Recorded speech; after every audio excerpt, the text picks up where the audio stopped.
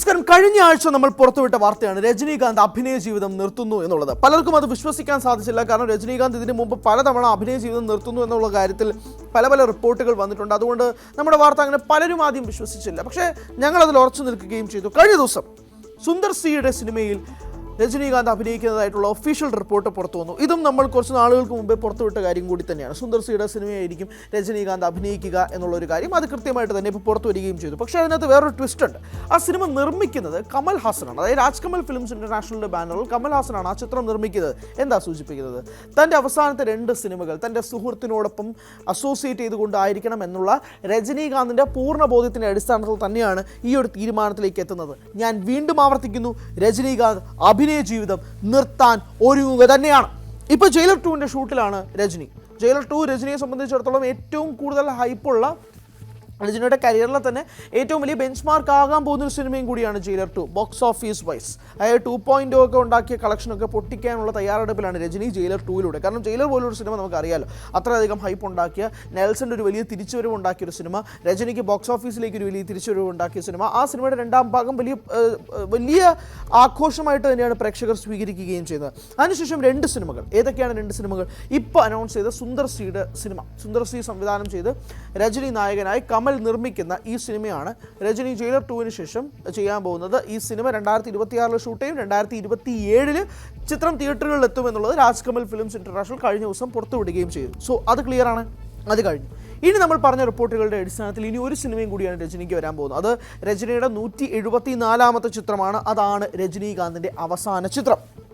ആ ചിത്രം സംവിധാനം ചെയ്യാൻ പോകുന്നത് ആരാണ് എന്നുള്ള തർക്കങ്ങൾ, ചോദ്യങ്ങൾ, ബഹളങ്ങൾ ഇപ്പോഴും തമിഴ് ഇൻഡസ്ട്രിയിൽ തുടർന്നുകൊണ്ടിരിക്കുന്ന സാഹചര്യത്തിൽ ഒരു കാര്യം വ്യക്തമാണ്. രജനിയും കമലും വീണ്ടും ഒന്നിക്കുന്ന, 46 വർഷങ്ങൾക്ക് ശേഷം രജനിയും കമലും ഒന്നിക്കുന്ന ഒരു സിനിമയായിരിക്കും അത്. അതോടെ രജനീകാന്ത് അഭിനയ ജീവിതം നിർത്തുന്നു എഴുതി വെച്ച് തരാം. ഇത് തന്നെയാണ് അണിയറയിൽ നടന്നുകൊണ്ടിരിക്കുന്നത്. ഇത് തന്നെയാണ് സംഭവിച്ചുകൊണ്ടിരിക്കുന്നത്. ഇനി എങ്ങനെയാണ് തമിഴ് സിനിമാ മേഖല മാറാൻ പോകുന്നത്?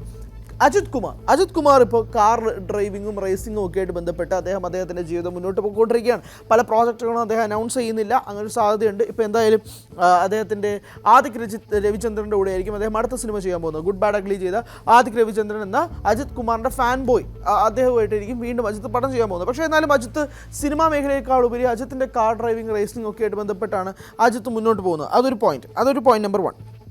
ഇനി വിജയുടെ കാര്യം എടുക്കാം. വിജയ് ആവട്ടെ കഴിഞ്ഞ ദിവസം തമിഴ്നാട്ടിൽ TVKയുടെ ഭാഗമായിട്ട് താനാണ് മുഖ്യമന്ത്രി സ്ഥാനാർത്ഥി എന്ന് പ്രഖ്യാപിച്ചു കഴിഞ്ഞിരിക്കുന്ന ഒരു സാഹചര്യത്തിൽ BJP ആയിട്ടോ AIDMK ആയിട്ടോ ഒന്നും ബന്ധപ്പെട്ട് ഒരു തരത്തിലുള്ള അലയൻസും ഇല്ല എന്നുള്ളത് വ്യക്തമാണ്. പോയിന്റ് നമ്പർ 2, സിനിമാ മേഖലയിൽ നിന്ന് വിജയ് മാറി നിൽക്കാൻ പോവുകയാണ്. കാരണം ഇനി രാഷ്ട്രീയപരമായിട്ട് വിജയ്ക്ക് ഭയങ്കരമായിട്ട് ശ്രദ്ധിച്ചേ പറ്റൂ. കാരണം കരൂർ ദുരന്തവുമായി ബന്ധപ്പെട്ട് ഒരു വലിയ തിരിച്ചടി വിജയ്ക്ക് കിട്ടിക്കഴിഞ്ഞു. അതുകൊണ്ട് ഇനി സിനിമയിലേക്കുള്ള ശ്രദ്ധ ഒന്നുമില്ല. ഇനി രാഷ്ട്രീയത്തിലേക്ക് മാത്രം ശ്രദ്ധ. 2026 തമിഴ്നാട് ഇലക്ഷനുമായി ബന്ധപ്പെട്ട് വിജയ് അതിൻ്റെ തിരക്കുകളിൽ തന്നെയായിരിക്കും. സൂര്യ ആവട്ടെ ബോക്സ് ഓഫീസിൽ ഒരു ഹിറ്റ് അടിച്ചിട്ട് നാള് കുറയായി. നമുക്ക് സൂര്യ റിപ്പോർട്ടറും JBയും ഒക്കെ പറയാമെങ്കിൽ പോലും തിയേറ്റർ ഹിറ്റ് എന്നുള്ളത് സൂര്യക്ക് കുറേ വർഷങ്ങളായിട്ട് കിട്ടുന്നില്ല എന്നുള്ള വാസ്തവമാണ്. ഈ സൂര്യ ഫാൻസ് അലമ്പുണ്ടാക്കേണ്ട, വാസ്തവങ്ങൾ പറഞ്ഞതേ ഉള്ളൂ. കറുപ്പാണ് ഇനി വലിയൊരു പ്രതീക്ഷയുള്ളൊരു സിനിമ. RJ ബാലാജിയുടെ സിനിമയാണ്. പേഴ്സണലി എനിക്ക് കുറച്ച് പ്രതീക്ഷയുള്ളൊരു സിനിമയും കൂടിയാണ് കറുപ്പ്. അതിന് എങ്ങനെ തീരുമെന്നുള്ളത് നമുക്ക് നോക്കിക്കാണാം. എന്തായാലും സൂര്യയുടെ അവസ്ഥ അതും കൂടിയാണ്. ഇനിയിപ്പോൾ കമലാവട്ടെ, കമലാണ് ഇനി ഒരു ബോക്സ് ഓഫീസിലേക്ക് തിരിച്ചു വരുന്ന രീതിയിൽ വിക്രത്തിലൂടെ വന്നെങ്കിൽ പോലും പിന്നീട് ഇറങ്ങിയ ഇന്ത്യൻ 2ഉം അവസാനമായിട്ട് മണിരത്നവുമായിട്ട് ചെയ്ത തഗ് ലൈഫും ബോക്സ് ഓഫീസിൽ അമ്പേ പരാജയമായിരുന്നു. അപ്പോൾ അതും ഒരു രീതിയിൽ നിൽക്കുകയാണ്. ബാക്കി ധനുഷ് സംവിധാന രംഗത്തേക്ക് പോകുന്നു, പടങ്ങൾ പരാജയമാവുന്നു, നീങ്ങുന്നു. വിശാല സിനിമകൾ അനൗൺസ് ചെയ്യുന്നു, ഒന്നും ഇറങ്ങുന്നില്ല. ഇങ്ങനെയുള്ള പല സാഹചര്യത്തിലൂടെയാണ് തമിഴ്നാട്ടിലെ പ്രധാനപ്പെട്ട താരങ്ങളൊക്കെ നിൽക്കുന്നത്. അവിടെയാണ് ഇപ്പോൾ പ്രദീപ് രംഗനാഥൻ ഏറ്റവും വലിയ റോൾ പ്ലേ ചെയ്യുന്നത്. അതവിടെ നിൽക്കട്ടെ.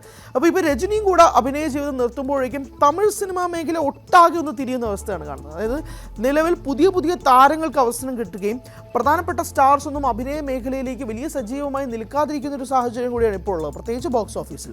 അങ്ങനെ ഒരു സാഹചര്യത്തിൽ കൂടെ തമിഴ് മേഖല പോകുമ്പോഴാണ് രജനീകാന്ത് അഭിനയ ജീവിതം നിർത്തുന്നു അല്ലെങ്കിൽ നിർത്താൻ ഒരുങ്ങുന്നു എന്നുള്ള കാര്യങ്ങൾ കൂടി പറയുന്നത്. എന്തായാലും 2027-28 ആകുമ്പോഴേക്കും രജനീകാന്ത് അഭിനയ ജീവിതം നിർത്തും. അക്കാര്യത്തിൽ ഒരു വ്യക്തത വന്നിട്ടുണ്ട്. ആ വ്യക്തതയുടെ ഏറ്റവും ഒടുവിലത്തെ ഉദാഹരണം കൂടിയാണ് സുന്ദർ സിയുമായിട്ടുള്ള സിനിമയിൽ കമൽ നിർമ്മിക്കാൻ വേണ്ടി എത്തുന്നു എന്നുള്ള കാര്യം കൂടി വരുന്നത്. രജനിയുടെ അവസാന ചിത്രവും നിർമ്മിക്കാൻ പോകുന്നത് കമൽ ഹാസൻ തന്നെയായിരിക്കും. രാജ്കമൽ ഫിലിംസ് ഇന്റർനാഷണൽ തന്നെയായിരിക്കും നിർമ്മിക്കുന്നത്. അതിൽ കമൽ അഭിനയിക്കുകയും കൂടെ ചെയ്യും. അതിന് തൻ്റെ ഭയങ്കരമായ ഒരു സുഹൃത്ത്, ആ ഒരു സുഹൃത്തും ഒത്ത് തന്നെ അവസാനം 2 സിനിമകൾ കൊളാബറേറ്റ് ചെയ്യണമെന്നുള്ള രജനീകാന്തിൻ്റെ ആഗ്രഹത്തോട് കമൽ ഒരു വലിയ തംസപ്പ് പറയുകയും ആ രീതിയിൽ തന്നെ തമിഴ് സിനിമാ മേഖല രജനീകാന്തിന് ഫെയർവെൽ നൽകാൻ ഒരുങ്ങുകയുമാണ്.